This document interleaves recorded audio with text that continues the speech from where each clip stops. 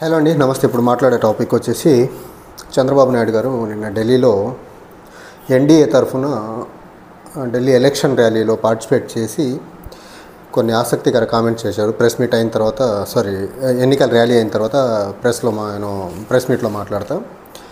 So communism అయిపోయింది, tourism ఎలా start అయిందని నేను వేబ్యాక్ ఎప్పుడో చెప్పానని చెప్పే ప్రయత్నం చెప్పారు. చంద్రబాబు నాయుడు గారు కమ్యూనిజం ఎరా అయిపోయి టూరిజం ఎరా స్టార్ట్ అయితే 2009లో ఉమ్మడి రాష్ట్రంలో ఉభయ కమ్యూనిటీ పార్టీలు అండ్ టీఆర్ఎస్తో పొత్తు పెట్టుకొని కమ్యూనిస్ట్ పార్టీల సంఖ్య ఎందుకు నాగారు 2009 ఎన్నికల్లో గెలిచేదానికి. తర్వాత ఈయన ఢిల్లీ ఎన్నికల గురించి మాట్లాడుతున్న క్రమంలో నేను చెప్పిన కొన్ని ఆసక్తికర అంశాలు, Delhi highest level of pollution in Delhi, air pollution as well as political pollution ఉందని చెప్పే ప్రయత్నం అయితే చేశారు. అండ్ యమునా రివర్ పొల్యూషన్ అయిపోయింది ఢిల్లీలో, మరి ముఖ్యంగా డ్రైనేజ్ బాగాలేదు, ఇన్ఫ్రాస్ట్రక్చర్ క్రియేషన్ బాగాలేదని చెప్పే ప్రయత్నం చేశారు. విడిపోయిన ఆంధ్రప్రదేశ్ రాష్ట్రానికి 2019-2014 మధ్యకాలంలో మీరు ఏమాత్రం డెవలప్ చేశారు, ఇప్పుడు ఏం చేస్తున్నారు? కనీసం మీకంటే కేజ్రీవాల్ బెటర్గానే పరిపాలించాడు. కేజ్రీవాల్ కనీసం గవర్నమెంట్ విద్యను సరిచేశాడు, ఆరోగ్య వ్యవస్థని, హాస్పిటల్స్ని బాగా మెరుగైన ఆరోగ్య వైద్య సేవలు అందించే ప్రయత్నం చేస్తున్నారు ప్రభుత్వ హాస్పిటల్స్ ద్వారా. మీరు అది కూడా చేయట్లేదు కదా ఆంధ్రప్రదేశ్లో. తర్వాత నేను మాట్లాడితే చెప్పింది ఇంకోటి, ఢిల్లీకి డబుల్ ఇంజిన్ సర్కార్ కావాలి. ఈ ఆమ్ ఆద్మీ పార్టీ వల్ల ఢిల్లీలో అభివృద్ధి కంప్లీట్గా కుంటుపడిపోయింది. ప్రపంచవ్యాప్తంగా ఎక్కడి నుంచి ఎవరు వచ్చినా ఢిల్లీకే రావాలి. అలాంటి ఢిల్లీ ఎంత బాగుండాలా ఇన్ఫ్రాస్ట్రక్చర్ పరంగా, ఈ కేజ్రీవాల్ టైంలో సరిగ్గా డెవలప్ అవ్వలేదని చెప్పే ప్రయత్నం అయితే చేశారు. ఆంధ్రప్రదేశ్లో డబుల్ ఇంజిన్ సర్కార్ ఉంది. 2025 బడ్జెట్ ప్రవేశపెట్టారు. తెలుగు వాక్యాలతో బడ్జెట్ ప్రసంగాన్ని మొదలుపెట్టిన నిర్మలా సీతారామన్ గారు ఆంధ్రప్రదేశ్ రాష్ట్రానికి గుండు సున్నా ఇచ్చారు. ఫర్ దట్ మ్యాటర్ రెండు తెలుగు రాష్ట్రాల పేరు పలకకపోగా 2 తెలుగు రాష్ట్రాలకు ఒక అలొకేషన్ చేసే ప్రయత్నం చేయలే. డబుల్ ఇంజిన్ సర్కార్ ఆంధ్రప్రదేశ్లో ఉండి ₹1 కూడా సాధించలేనప్పుడు ఎందుకు డబుల్ ఇంజిన్ సర్కార్ నెత్తినేసి కొట్టుకునేదానిక? అండ్ చంద్రబాబు నాయుడు గారు కమ్యూనిజం గురించి కానీ ఆమ్ ఆద్మీ పార్టీ గురించి ఇలా మాట్లాడుతున్నారంటే చంద్రబాబు నాయుడు గారిలో ఒక భయంకరమైన ఊసరవెల్లిని మించిన ఒక రంగులు మార్చే వ్యక్తి ఎలా ఉన్నాడో అర్థమైంది.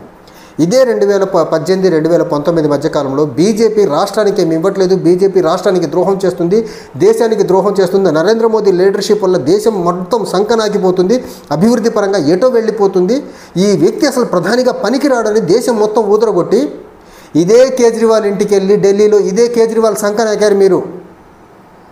ఈరోజు మీకు బీజేపీతో మళ్ళీ సఖ్యత కుదిరి పొత్తు పెట్టుకోవడం వల్ల బీజేపీ సంకనాకుతో మళ్ళీ ఆమ్ ఆద్మీ పార్టీని కేజ్రీవాల్ని తిట్టే ప్రయత్నం చేస్తున్నారు, కమ్యూనిస్ట్ పార్టీని తిట్టే ప్రయత్నం చేస్తున్నారంటే అసలు మీకంటే భారతదేశ రాజకీయ చరిత్రలో మరీ ముఖ్యంగా కాంటెంపరీ పాలిటీషియన్స్లో మీ అంత చిల్లరగా ఊసర వెల్లుల్లా రంగులు మార్చేవాళ్ళు ఎవరైనా ఉన్నారా అంటే ఎవ్వరూ లేరు.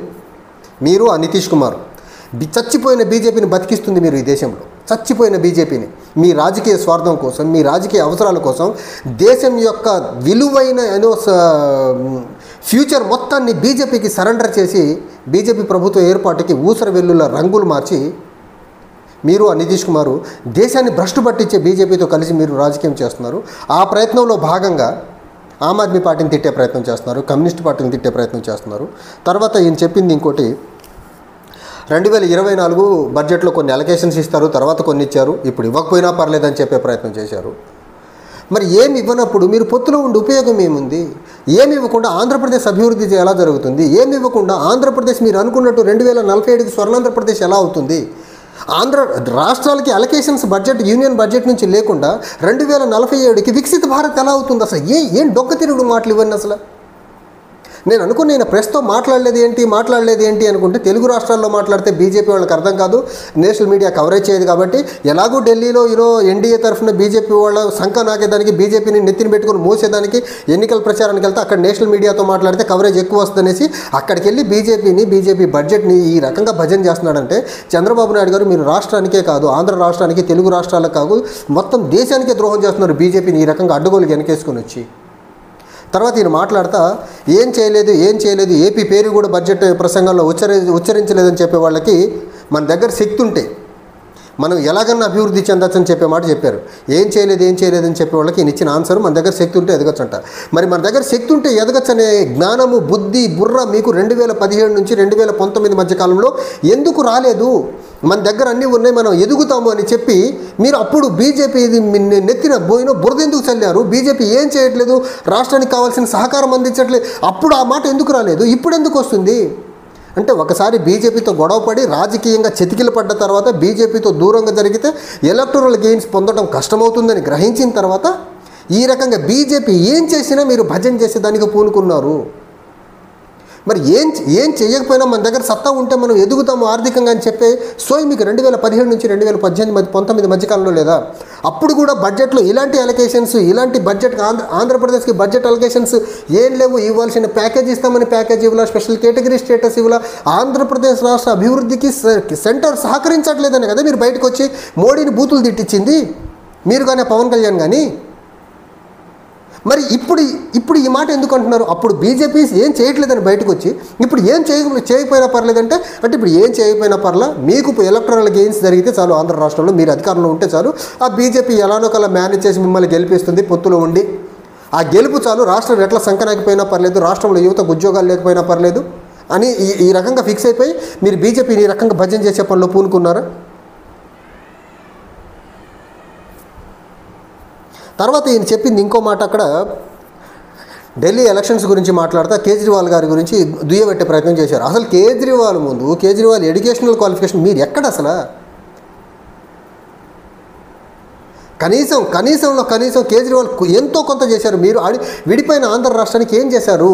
అంతకుముందు 5 సంవత్సరాలు కానీ ఇప్పుడు కానీ 6 గ్యారెంటీలు ఇంప్లిమెంట్ చేయడం చేత కానీ మీరు ఒక డిఎస్సి నోటిఫికేషన్ ఇస్తామని చెప్పి ఇవ్వకుండా కాలయాపన చేస్తున్న మీరు వేరే రాష్ట్రాలకు వెళ్ళి వేరే రాష్ట్ర ప్రభుత్వాలని లేకపోతే వేరే రాష్ట్రాలకు సంబంధించినటువంటి పార్టీ నాయకుల్ని విమర్శించే నైతిక హక్కు మీకుందా? సంపద సృష్టిస్తా, పేదల పంచుతానని చెప్పి వచ్చి 6 గ్యారెంటీలు ఇంప్లిమెంట్ చేస్తానని చెప్పి ఒక్క హామీ నెరవేర్చారు. అది కూడా మద్యం పాలసీ ద్వారా వచ్చిన డబ్బు ద్వారా మీరు ఆ డబ్బును గ్యాస్ ఇచ్చే ప్రయత్నం చేస్తున్నారు. 6 గ్యారెంటీలు ఇంప్లిమెంట్ చేయడం చేతగాని మీరు, నిరుద్యోగ యువతకు ఉద్యోగాలు ఇస్తానని చెప్పి ఉద్యోగాలు ఇవ్వడం చేతగాని మీరు, దావోస్ వెళ్ళి ఉత్తి చేతులతో వెనకొచ్చిన మీరు వేరే రాష్ట్రాల వాళ్ళని విమర్శిస్తున్నారు అంటే అసలు మిమ్మల్ని ఏమనాలి? మన దావోస్ వెళ్ళినప్పుడు అంట, దావోస్ మొత్తం ఇండియా మయమంట, ఢిల్లీ నరేంద్ర మోదీ లీడర్షిప్ గురించే మాట్లాడారంట. ఈ మాట ఎందుకో దావోస్ నుంచి వచ్చిన తర్వాత ప్రెస్ మీట్ పెట్టినప్పుడు చెప్పలేదే? ఇండియా మారుమోగిపోతుంది దావోస్లో అనేసి. ఢిల్లీ ఎన్నికల ర్యాలీకి వెళ్ళి ఎన్నికల ప్రచారంకి వెళ్ళి ఎందుకు చెప్తున్నారు మీరు? నిజంగా దేశం పట్ల, రాష్ట్రాల పట్ల ఏమాత్రం గౌరవభావము, రాష్ట్రాలని, దేశాన్ని అభివృద్ధి చేయాలనే నరేంద్ర మోదీ, చంద్రబాబు నాయుడు, పవన్ కళ్యాణ్ లాంటి వాళ్ళందరూ కలిసి దేశాన్ని ఒక రివర్స్ డైరెక్షన్లో తీసుకెళ్తున్నారు. ఈరోజు అన్ఎంప్లాయ్మెంట్ పరంగా ఏ రకంగా చూసినా ఇండియా ఒక మిడిల్ ఇన్కమ్ కంట్రీ కంటే దారుణంగా పెర్ఫామ్ చేస్తూ ఉంది. వాటిని అడ్రస్ చేయకుండా ఈ రకంగా వీళ్ళు బడ్జెట్లో ఏమి ఇవ్వకపోయిన రాష్ట్రానికి చంద్రబాబు నాయుడు ఈ రకంగా ఊసరు వెళ్ళి బిహేవ్ చేస్తున్నట్టే. జస్ట్ 2014 నుంచి 2025 ఇప్పుడు 11 సంవత్సరాలు ఎన్నో గ్యాప్లో చూడండి చంద్రబాబు నాయుడు ఎన్ని రకాల రంగులు మార్చేశాడు. బీజేపీతో కలిశాడు, కాంగ్రెస్తో కలిశాడు, ఆమ్ ఆద్మీ పార్టీతో కలిశాడు, మమతా బెనర్జీతో కలిశాడు, నితీష్ కుమార్తో కలిశాడు, తమిళనాడు పార్టీలతో కలిశాడు, కర్ణాటక, ఆయన కలవని పార్టీలు లేవు. బీజేపీకి వ్యతిరేకంగా ఉన్నప్పుడు బీజేపీకి వ్యతిరేకంగా ఉండే పార్టీలతో కలిశాడు, బీజేపీకి అనుకూలంగా ఉన్నప్పుడు బీజేపీకి అనుకూలంగా ఉండే పార్టీలతో కలిసి రాజకీయాల్ని భ్రష్టు పట్టిస్తున్నాడు. ఈ ఊసరు వెళ్ళి రాజకీయాన్ని భ్రష్టు పట్టిస్తాం, రాష్ట్రాన్ని అభివృద్ధి లేకుండా రాష్ట్రాన్ని భ్రష్టు పట్టిస్తాం అంటే ఆయన అక్కడికి వెళ్ళి వేరే రాష్ట్రాల్లో ఏం జరగలేదు అంటున్నాడు. ఈయన ఏదో ఇక్కడ పగలదీస్తున్నట్టు. సిగ్గుండాల చంద్రబాబు నాయుడికి నిజంగా. అది లేదని ఎలాగో అర్థమవుతుంది ఇన్ని రకాల ఊసరు వెళ్ళి మాటలా. Thank you.